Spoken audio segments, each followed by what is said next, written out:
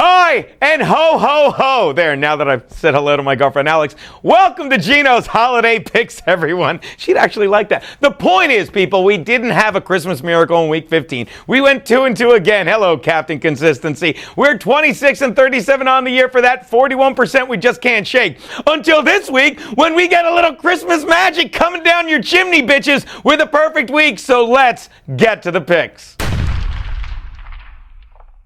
My first pick, the Dolphins are getting 4 from the Bills in Buffalo. Yes, the Bills beat the Browns on Sunday afternoon, but the Dolphins beat the Jets on Saturday. And it's not the fact that the Dolphins haven't played on a Sunday in 2 weeks that makes me like the Dolphins here. It's the fact that Matt Moore hasn't played on a Sunday in 5 years. Talk about rested. Yeah, and what better way to shake off that rust than facing Todd Bowles' awful team? Look, I'm not saying the Jets are completely lost under Bowles, but they're about a week away from changing the name of this team to Malaysian Airlines.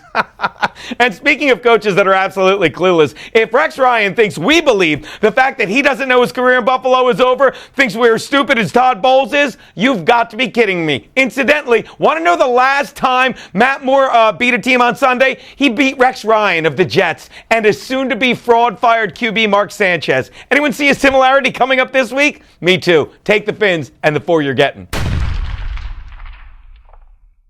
Thanks for the rest, Joe. My next pick, the playoff-bound Oakland Raiders are giving 3.5 to the Colts in Oakland. The Oakland Raiders are a team that beats you with big plays, which is interesting because if you were to make a list of the flaws on the defense of the Colts, it would be that when they're not giving up big plays, they're giving up tiny little plays, but usually on third down. I'm kidding. Actually, the Colts have found a great way to stop teams from converting on third down. They let them convert on second down. That's how bad the defense is. And they're even less prepared to face this Oakland Raiders offense after playing their last 3 games. This is who the Colts face: the Jets, Texans, and Vikings. Offenses that were so bad when they faced the Colts that 2 of those QBs in the past 3 weeks have lost their starting jobs. And the only reason that Bradford is the one that hasn't is because he's still auditioning for the starting job next year. Let me save you some time and trouble, Minnesota. Hey, Bradford, quit while you're young and start auditioning for porn, because that's the only place where you're supposed to blow during your audition. You're not ready, Indianapolis, for Carr, Murray, Cooper, and Crabtree.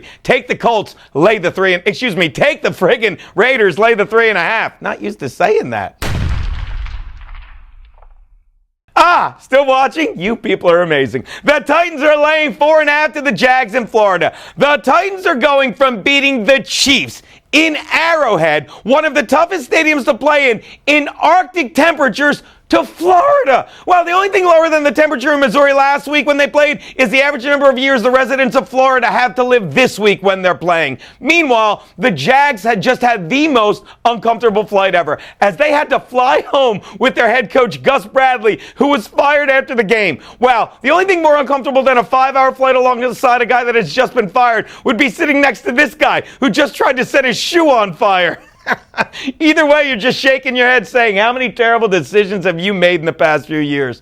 Meanwhile, the Jags are a mess, and as good as head coach Doug Marrone was when he coached the Bills, I just don't think that their offense can be fixed in 5 days rest with all those broken parts. Do you know last week, aside from Marquise Lee's 100-yard TD run in the second half, they did nothing and had 150 total yards of offense. Yeah, Marrone is about to feel just like that shoe bomber as he desperately fumbles for a spark that just isn't there. Take the Titans, lay the 4.5. I got the team name right that time, right? Which brings me to, and then we can get the burgers, right? Which brings me to my Double Your Money Monday night bet. The Lions are getting a touchdown for the Cowboys in Dallas. I know what you're saying, Geno. I don't know how you do it. Despite being 41% overall on the year, you really turn it up on Monday nights where you're picking well above a 47% clip. I know it's a gift. Well, here's how I do it, people. By focusing on the little things, which is why, while Vegas wants you to focus on the 2 incredible QBs in this game, and that's easy to do, you need to focus on the 2 less than stellar head coaches that are Jim Caldwell and Jason Garrett, who both always seem to win in spite of themselves, which is why I notice things as much as it scares me, like how Jason Garrett started pumping the brakes Sunday night in that win over the Bucs that gave us the cover. We're not complaining. But it was Jim Caldwell who may have made the dumbest coaching move of all Sunday afternoon, afternoon when after Matt Stafford hit Golden Tate on the first play of a drive for a 67-yard completion and sat 11 yards from a 10-3 commanding lead, rather than give it to Dwayne Washington, the 6'1 rookie out of, you ever heard of this place? The University of Washington? Yeah, they're in the college football playoff. The guy has 83 carries. They gave it to him, Zach Zenner. Zach Zenner has 73 carries over the past 2 seasons and now 1 fumble. Look at this specimen out of South Dakota State. The only thing he ever starred in there was when he played Rolf in the university production of The Sound of Music. And as you can imagine, this puny little dude, when he was put in the game, was stripped of the football by a huge linebacker. I'm not saying what color he was, but his name was Harambe. Yeah, which is why, as cautious as Jason Garrett is, Jim Caldwell has no problem letting you know what a dope he is. I'm taking the Cowboys, I'm laying the 7, and I'm waiting for Santa to come down the chimney with 4 big W's. Those are Geno's picks. Let's go get burgers.